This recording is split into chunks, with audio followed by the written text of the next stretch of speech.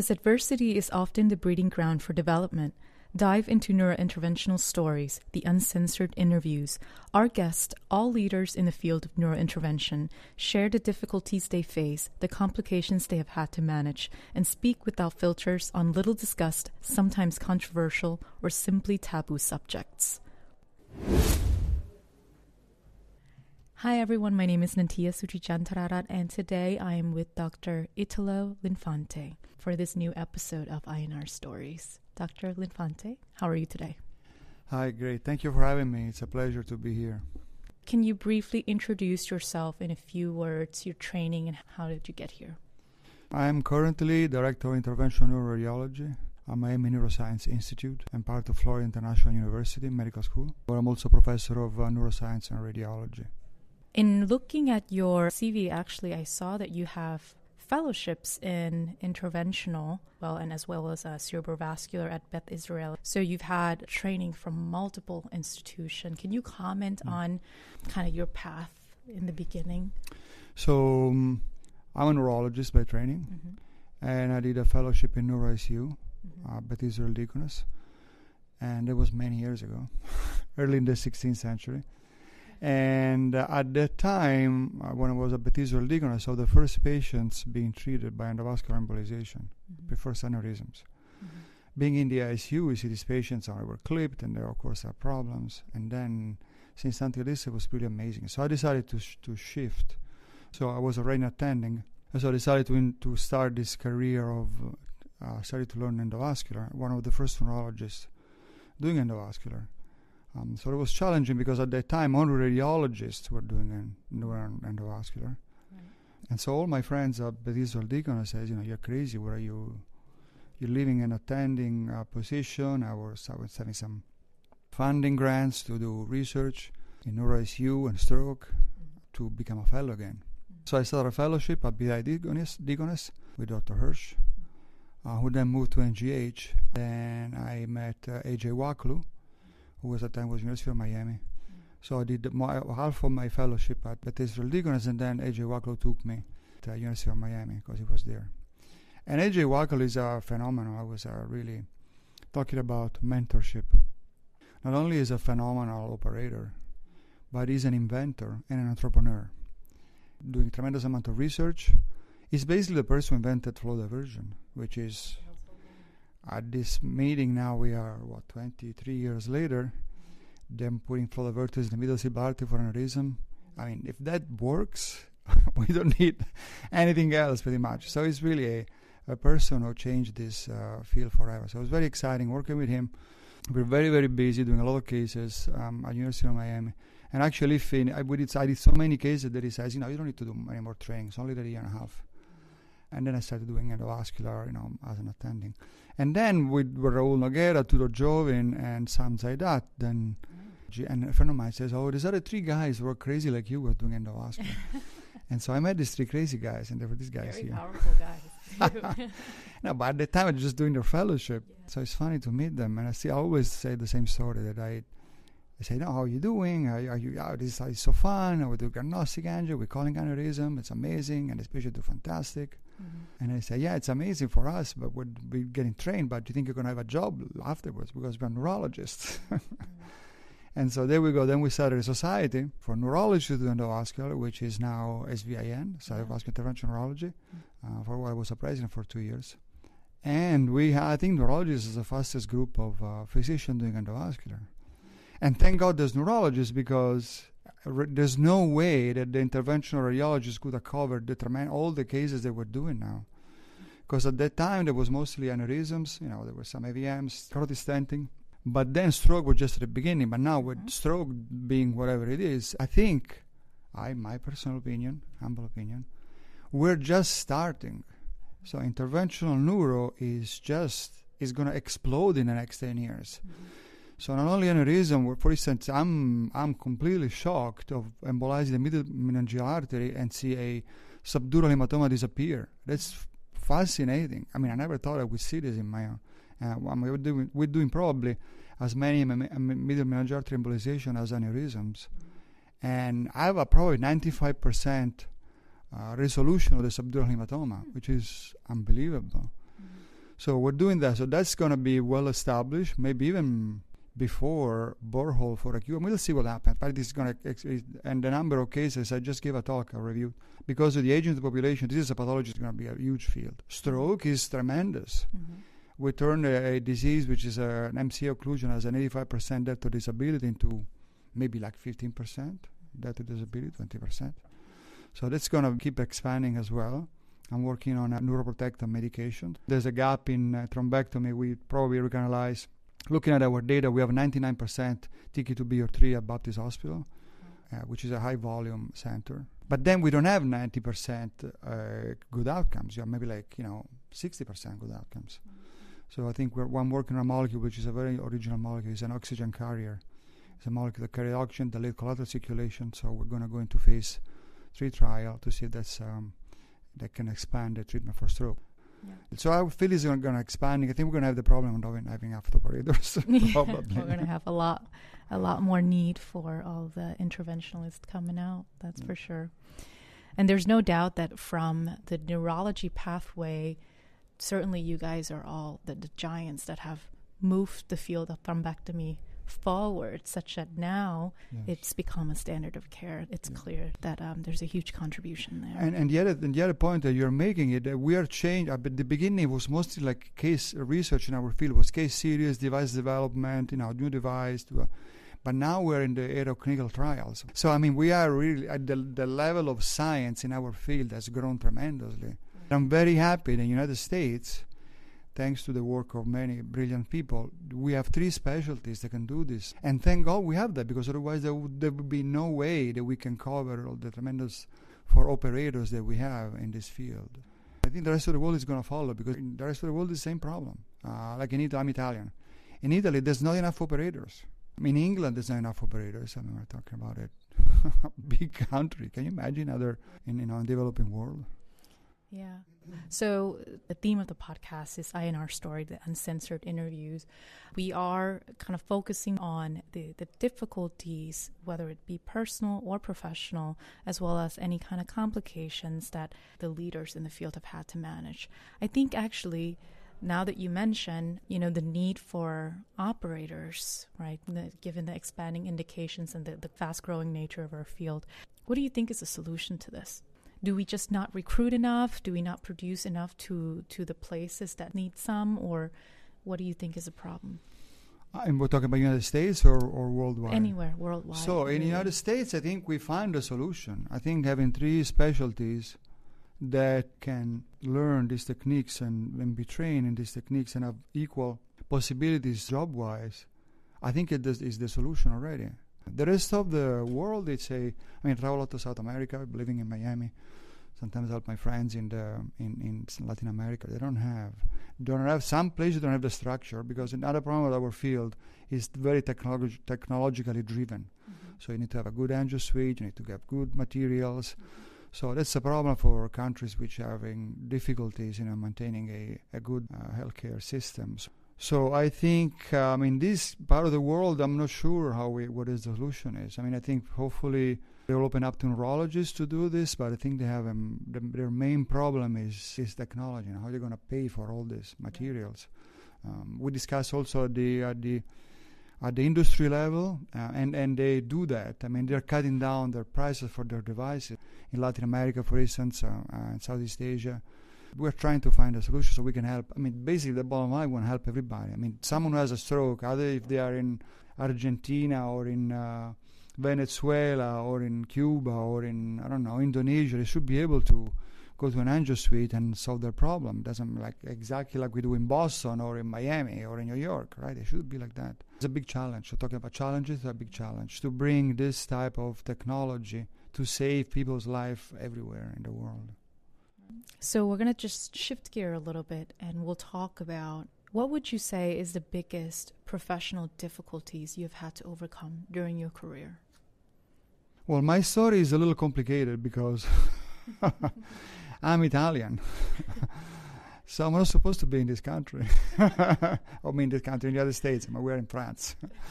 But I was supposed to be in the United States. So I went there by kind of chance, maybe luck, I'm not sure. But it is challenging and many physicians, I don't know what your story is, come from the United States, from different part of the world, it's difficult because you leave your home country, leave your family, you leave your friends. And why do we do that? We do that to be better doctors, right? That's why we did that. You realize that the training in the United States is pretty phenomenal.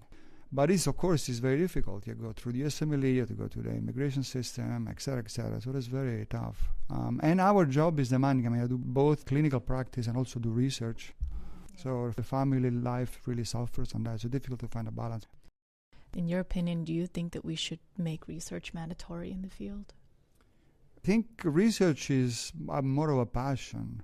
I think as part of the training, I think you have to do it. Because doing research opens up your mind in understanding what's going on, doing research, how to interpret data. So I think it's important as part of the training. In our fellowship training, we do that. We just do clinical, but also do research. So I agree with you with that. But then it's up to you. I mean, if you have the vision is one of the things you do for passion. So you have passion of taking care of patients because you're a physician, but to spend time in a lab or spend time analyzing data, that's something that some people have it as a passion, some people don't have it. So I think it's difficult to mandate that, but I think it's important. And then, of course, you come to the meetings and people will update you to what's going on. Right. So we ask the same 4 questions that we ask everybody. So the first is that if you have to take a journey through time, maybe 10, 15 years ago, what do you think you would have done differently? Was there anything that you would change? Maybe pushing the hospital to give us more infrastructure, training more people. Family life, it's a problem. But then on the other hand, what we do, it's so important. I'm a very compulsive person, so in order to be able to do what we do every day with minimal, pretty much no complication. I mean, I don't remember last time I had a complication for, let's say, for an ruptured aneurysm. And I've done probably over 1,000 aneurysms. But the reason why we do that because we train so hard. We are so compulsive. We do so many cases day and night that at the end you are almost perfect. That you can achieve your goal in treating what you're supposed to treat. And if something goes wrong, you know how to fix it. So that requires a tremendous amount of sacrifice, personal sacrifice and family sacrifice. And if we fast forward 15 to 20 years, how do you imagine this field will evolve? Well, hopefully it's not artificial intelligence. I'm a little bit worried about that, to be honest. Yeah. Okay, would you care to elaborate on that?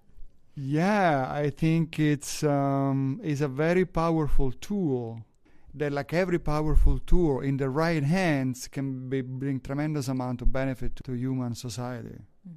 But in the wrong hands can do tremendous harm.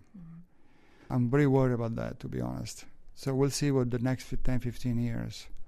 I mean, it's not a problem for me, it's a problem for all the people who rule this world. For us, I think, coming to this meeting, I see all the newer generations, people like you, they're enthusiastic, they are bright, they do research, they are excellent, they are phenomenal. My fellows, a big reward of my job is the fellowship program. We're training fellows every 2 years.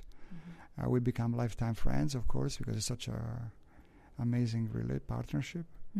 They're phenomenal. So I think that younger generations are really, really, really smart. So it's very good. This field is going to explode. Hopefully we can treat cancer, we can treat stroke better, and everything else. So I think the future is going to be very bright, except for AI. Except for AI. Well, I think it's just, one of those things. It's the theme of our field seems to be that we are growing at the rate that there's no infrastructure to support, meaning that, we're running out of operators, we're running out of a way to put AI in a box that regulates it so that it's not outgrowing what we're able to. I think in the States is manage. less. The States is less. Maybe Europe is less. But if you go, I know you're coming from your stories. I went to South America to help my friends doing cases. I've done an aneurysm on a single plane, on a C-arm. On a single plane, you can barely see anything. It really breaks your heart. Yeah. Or some patients cannot be treated because there's not enough operators that can even do whatever they're supposed to do. So lots of people still die from something that in the United States or Europe or in France, they don't. So that's really heartbreaking. So I think that's more than United States. I think United States is good because it's it's kind of a gym for us to know exactly what we're supposed to do. Okay, so we have 2 more questions. We will now turn our attention to the training aspect, which you kind of alluded to. What do you think we don't do enough for the trainees coming out today? So I think we are not well standardized yet, because the problem is that someone goes to a training program where they don't have a lot of cases load, or they're not well prepared. So they come out of their training, they're not well prepared to treat a ruptured 3 millimeter basal tip aneurysm or a complex IVM. So that's a little bit, we need to put some more effort to that. And there's an effort at different societies are working on it, on a certification process. They need to have a certain number of cases, a certain number of hours, a certain number of research, etc., etc. So I hope that this comes to fruition, which is also a problem, is a new specialty, so understand that too. Mm-hmm. We're kind of, making the car as we go, so to speak. So that's a little bit of a challenge. But on the other hand, it's extremely rewarding, like we said before. Mm-hmm. But it's a challenge we're going to have. Standardizing the training. So having a certification process that certifies centers who can provide the best training for an applicant, for someone who wants to pursue this field. Yeah. I think another kind of challenge too that I see is that you were mentioning the matching process. There's such a wide variety of timeline. Like for me, because I'm a neurosurgery trained, I have to decide by 4th year of my residency, which is 7 years. But for someone who's a neurologist or radiologist whose residency is shorter, you are asking someone to decide on their life as a first year in residency because the fellowship process starts so early and it fills up so early. Yeah.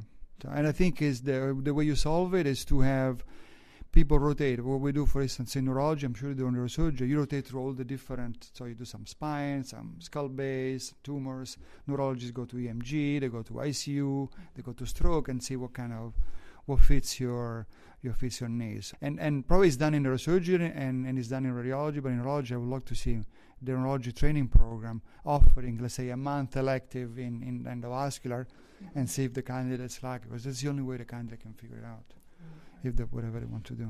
We have a question on Twitter actually from one of the trainees. He asked a really good question that, in order to be a well-rounded interventionalist today, how do you capitalize on all of the 3 specialties and what they have to offer when you come from a single path? Perhaps that would be one of the things is that we send people to do elective in other specialties and make that part of the curriculum. Yeah. Right. No, absolutely. And in our fellowship program, the 3 attendings, I'm a neurologist by training, Dr. Booth is a radiologist, and Dr. Robert Wicks a neurosurgeon. So I think you can see all aspects and you learn from each other. So from neurological, you learn more the clinical aspect, the ICU management. The radiologists, you learn the imaging part in the very detail, and neurosurgeon, they don't learn the neurosurgical component of it. So I think having a fellowship program which is well-rounded with attendings from different specialties, I think it'll make a huge difference too. Yeah. And having people who are cross-trained like yourself, I think that's also a very important part of it, because everyone is cross-training everybody in this field now. And then the last question, we are going to end on a more positive note. So we're going to talk about whether you have one thing, whether it be initiative, any person or any technological advancement in the recent months or years that you think have been the highlight of our field. Oh, there's so many. Neuroprotection, perhaps? Yeah, neuroprotection is definitely one, and I think it's going to bring to some great advancements. OCT that was presented today is very exciting. The catheter you can bend to select different ways. Intrasaccular device, it's amazing. And then there's interface between computer and brain is going to be very interesting with a Stentrode, this device, a place interface. They do something for the spinal cord. There was just paper published in Nature, which implanted a microchip that can translate some of the brain signal to the spinal cord to make someone walk. So that's pretty amazing. Interaction between computer and brain interface. I think it's something we're going to see in the field is developing. So now always very exciting stuff. And then, like I said, neuro-oncology, I think it's going to be a great positive development in our field. Thank you so much, Dr. Linfante, for your time today. Thank you.